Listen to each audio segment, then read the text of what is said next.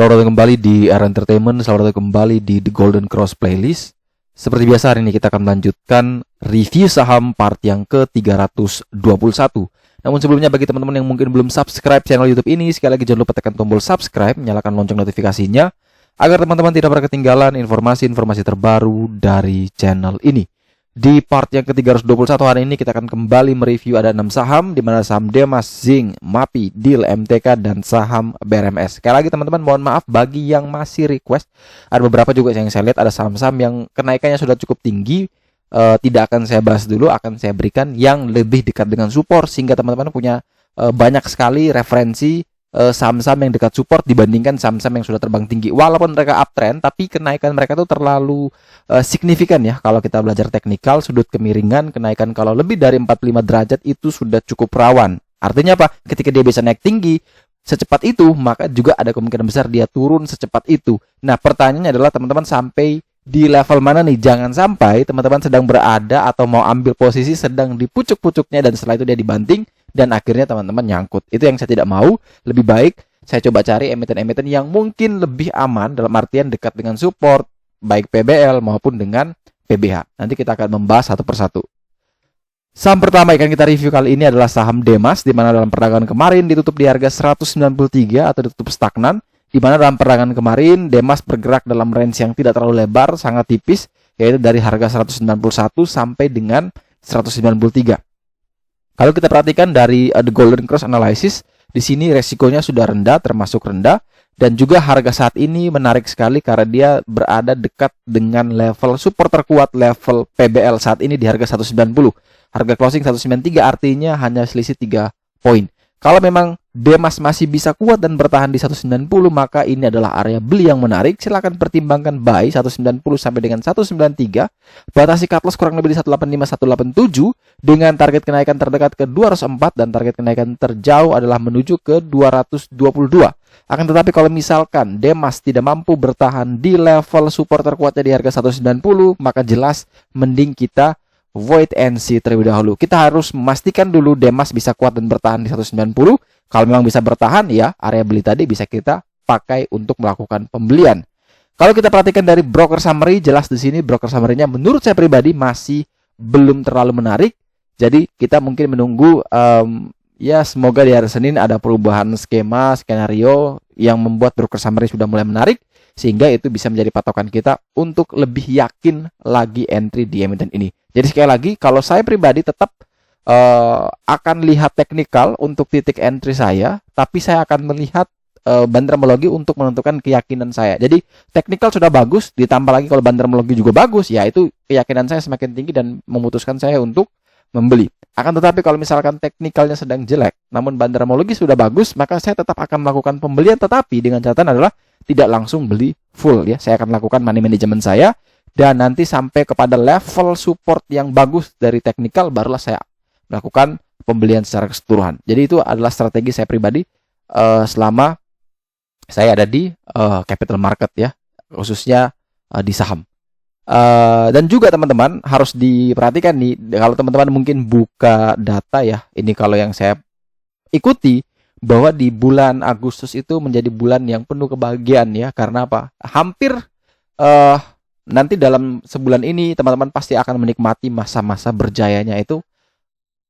Indeks hijau, teman-teman beli saham apapun juga pasti cuan ya. Itu istilahnya bonus buat teman-teman di bulan ini. Saya pun juga sama, dari awal bulan ini sampai hari ini pun tidak pernah ada satupun yang trading saya merah ya, tidak pernah cut loss karena semua yang dibeli pasti naik.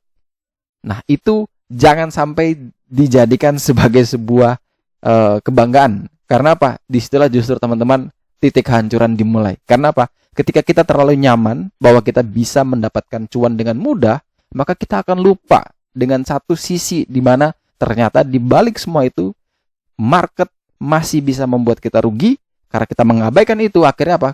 Kita kemarin katakan kita beli 10 juta, cuannya 2 juta. Wah, kita kalau nambah 100 juta kan pasti cuannya jadi 20 juta. Kita mulai greedy, kita mulai overconfidence. Akhirnya apa? Itu yang menjatuhkan kita pada kekalahan besar. Dan juga yang saya pelajari adalah di bulan September biasanya itulah bulan berdarah-darah September sampai Oktober dan akan hijau lagi di bulan Desember. Jadi manfaatkan momentum di bulan ini yang hijau-hijau royo ini dengan trading cepat ya. Kalau bisa jangan sampai dinginep lah uangnya, jangan sampai, karena nanti ketika September coming dan indeksnya berguguran, kemudian teman-teman tidak punya dana untuk menyerok emiten-emiten bagus di harga yang lagi sedang diskon. Saya percaya bahwa histori akan terulang kembali, tapi yang jelas adalah kita tidak perlu takut dengan histori tersebut. Yang penting kita bisa mempersiapkan. Jangan juga kita terlalu takut ya. Wah, nanti September turun lagi, saya sekarang tidak mau trading, saya jual semua saham. Tidak perlu sampai seperti itu. Tapi kita dengan adanya histori itu kita bisa memprepare. Jangan sampai kita terlalu gegabah. Toh kalau memang tidak terjadi, ya kita masih punya posisi emiten gitu. Jadi kita benar-benar tidak 100% cash. Kita tetap ada emiten, tapi pembeliannya itu dijaga agar tidak semua all in ke dalam satu saham atau dalam beberapa saham. Tapi kita jaga tetap masih ada cash. Ketika ternyata benar terjadi, ya kita bisa ambil momentum itu, kita bisa nambah muatan di harga yang rendah. Itu yang bisa saya sampaikan di video kali, karena di beberapa teman saya juga saya sudah sampaikan seperti itu, dan saya juga berpikir bahwa oke, coba saya sampaikan ke YouTube ini juga, jangan sampai ini bisa membantu teman-teman. Tapi kita berharap bahwa tidak akan mengalami penurunan yang cukup dalam, itu harapan kita. Tapi tetap saya percaya bahwa ketika harapan yang bagus itu datang, maka tetap kita harus punya worst planning ya, harus persiapkan plan yang paling buruk. Itu kalau memang ternyata benar datang, ya sudah, kita sudah tahu apa yang harus kita lakukan. Jadi sekali lagi, teman-teman yang mungkin sekarang merasa happy-happy karena bisa dapat cuan dengan mudah, tetap hati-hati, jangan sampai teman-teman kemakan dengan situasi saat ini. Kemudian selanjutnya kita punya saham Zinc, di mana dalam perdagangan di hari Jumat kemarin, saham Zinc ditutup naik 1,44% di harga 140, di mana saham Kapuas Primakol ini ditransaksi cukup besar ya, 64,5 miliar dengan kurang lebih sekitar 464 juta lembar saham yang diperdagangkan. Kalau kita perhatikan dari broker summary, di sini broker summary-nya menurut saya pribadi mulai menarik ya. Ini mulai menarik, tetapi kita harus lihat dulu teknikalnya nih sebelum kita lanjut. Nah, kalau kita lihat teknikal, di sini indikator The Golden Cross sudah menunjukkan resikonya rendah, resiko low. Artinya apa? Jarak dari harga saat ini menuju support PBL itu lebih sedikit resiko ketimbang jarak dari harga saat ini menuju resisten PBH. Jadi risk lebih kecil dibandingkan reward yang akan didapatkan. PBL di 135, harga saat ini 140, artinya cuma 5 poin. Tetapi kalau jarak menuju PBH itu sampai 155, artinya ada 15 poin, kurang lebih 1:3. Risk 1, rewardnya 3. Ya menurut saya pribadi ini sangat menarik, karena standar saya adalah 1:2. Tapi ini bisa 1:3, maka ini sudah bisa menjadi area atau titik beli buat kita yang mau koleksi emiten ini. Asalkan pertama adalah dia masih bisa kuat dan bertahan di 135. Jebol di bawah 135, ya kita wajib cut loss jika sudah punya barang. Cut loss di 130 sampai dengan 132. Akan tetapi kalau masih bisa kuat dan bertahan di 135, ya silakan kita beli 135 sampai dengan 138 dengan target kenaikan ke 155 sampai dengan 162. Akan tetapi kalau misalkan ketika dia jebol di bawah 135, teman-teman belum sempat beli, ya mending sekalian tidak usah beli dulu. Wait and see untuk emiten ini.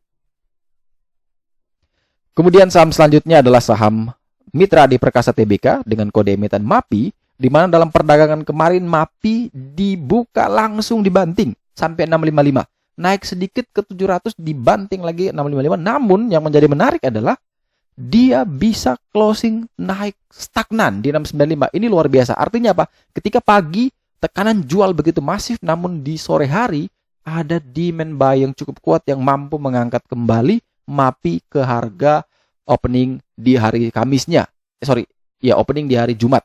Jadi ini yang menjadi sebuah poin menarik untuk MAPI, bahwa masih ada kemungkinan besar kalau model candle seperti ini, masih ada kemungkinan besar bahwa dia akan masih mencoba untuk bisa terus menanjak lagi. Coba kita perhatikan broker summary-nya. Ternyata kalau saya lihat dari broker summary-nya, memang di sini susunan brokernya sudah mulai menarik, dalam artian memang masih ada tekanan jual yang cukup masif dari beberapa broker top ya. Ini ada kurang lebih ada 3 top broker yang luar biasa menekan, tapi juga ada 3 top broker yang juga berusaha untuk kembali mengambil momentum itu. Nah, kalau kita perhatikan dari technical analysis, jelas di level saat ini MAPI sudah berada di resiko yang sangat tinggi ya, karena dia berada sudah di atas dari PBH. Oleh sebab itu, bagi teman-teman yang ingin membeli, maka pertama, pastikan MAPI bisa kuat dan bertahan di 665. Minimal itu, karena itu adalah support paling kuat saat ini untuk MAPI, yaitu support PBH. Kalau itu bisa kuat dan bertahan, maka MAPI punya change, bisa berpeluang naik sampai ke 40 hari harga tertinggi di 800. Itu kalau 665 bisa bertahan. Tapi kalau jebol di bawah 665, maka MAPI jelas punya peluang untuk kembali turun ke area 610 sampai dengan 620.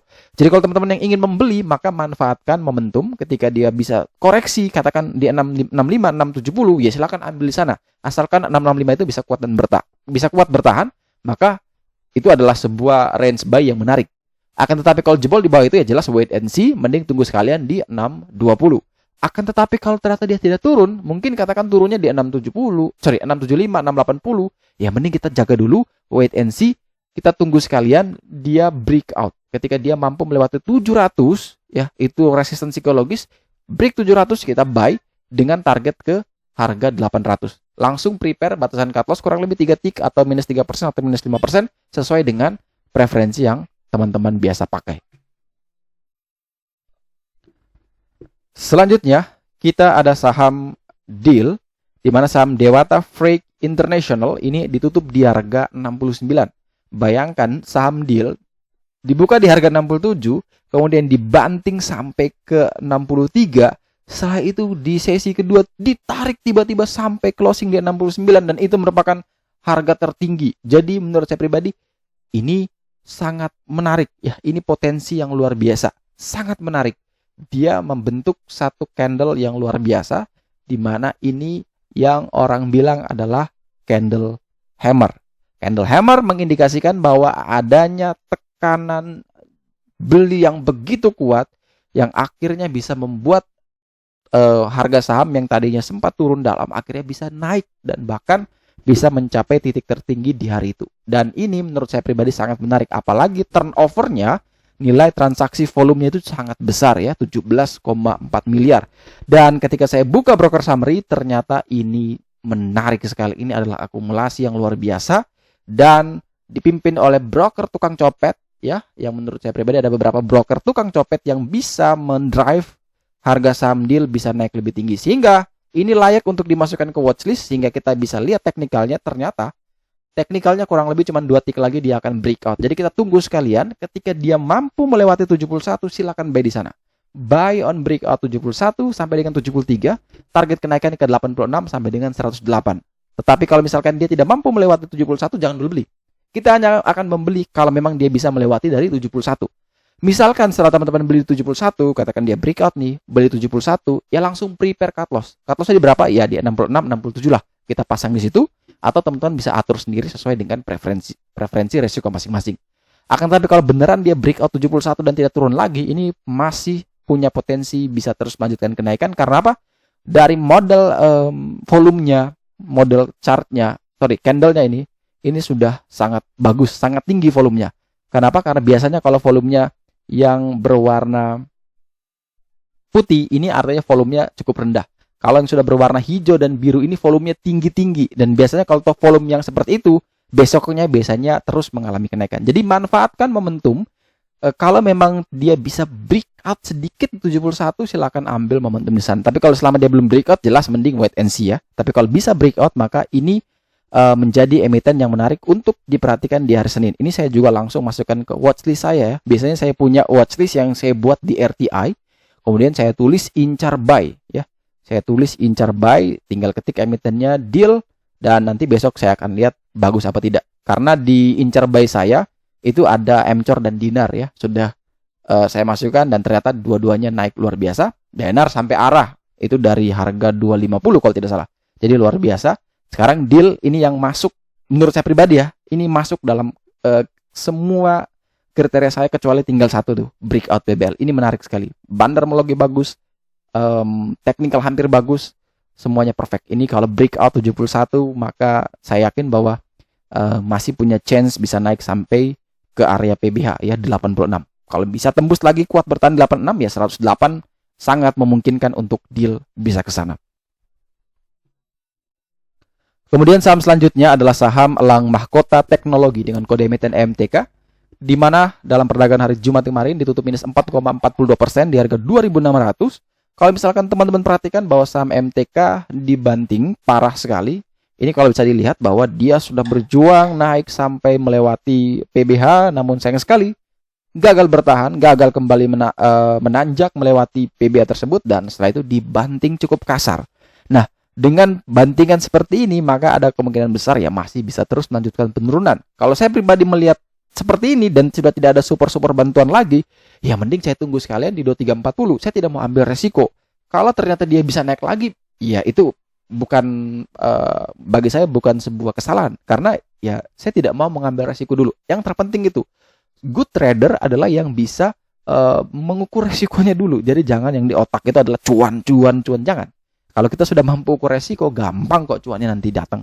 Yang penting kita belajar meminimalisir resiko dulu, baru kita pikir cuannya seperti apa.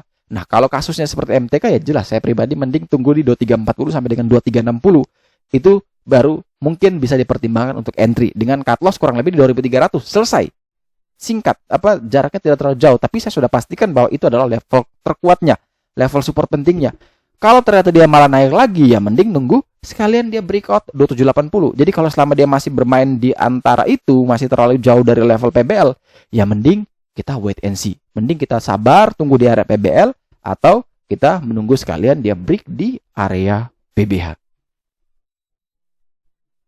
Dan saham terakhir yang akan kita review di part yang ke-321 hari ini adalah saham Bumi Resources Mineral dengan kode emiten BRMS, di mana saham BRMS ini ditutup minus 6,48% di harga 101 atau auto rejection bawah dengan nilai turnovernya sampai 105 miliar. Luar biasa. Kalau kita perhatikan broker summary, apakah nyangkut atau tidak? Iya, ini ada top seller broker yang saya tahu bahwa ini adalah bagian dari tim yang dalam artian ini tim-tim atau broker-broker yang sudah cukup masif akumulasi dan sudah puas taking profit, dan setelah itu sudah guyur ya. Jadi guyurnya sangat kencang sekali, dan ini masih ada kemungkinan besar ya masih bisa terus melanjutkan penurunan, dan closingnya itu tepat sekali bertahan di PBH di 101. Ini tepat bertahan di support terkuat saat ini, sehingga sangat rawan sekali. Jebol di bawah ini ya jelas peluang besar kembali ke 92 untuk menguji level support terkuat. Jadi kalau teman-teman yang ingin membeli, maka pertama, kalau ternyata dia jebol benaran di 101, tunggu sekalian di 92 ya. Beli di 92 sampai dengan 93, batasi cut loss kurang lebih di 89-90 dengan target kenaikan kembali naik ke 101 sampai dengan 132.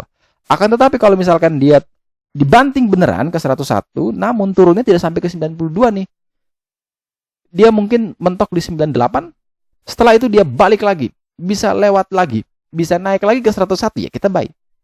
Intinya dua itu, bisa melewati 101 atau dia turun dan kita tunggu lagi di sekitaran area PBL. Jadi teman-teman bisa atur opsi yang mana yang paling terbaik. Oke, sekian dulu review saham part yang ke-321 hari ini. Terima kasih banyak teman-teman yang telah setia menonton. Sekali lagi jangan lupa like, subscribe, dan share agar semua informasi yang ada dalam video ini dapat berguna, bermanfaat, dan tentunya bisa menjadi panduan trading di keesokan harinya. Sekali lagi terima kasih banyak, sampai jumpa dan semoga membantu.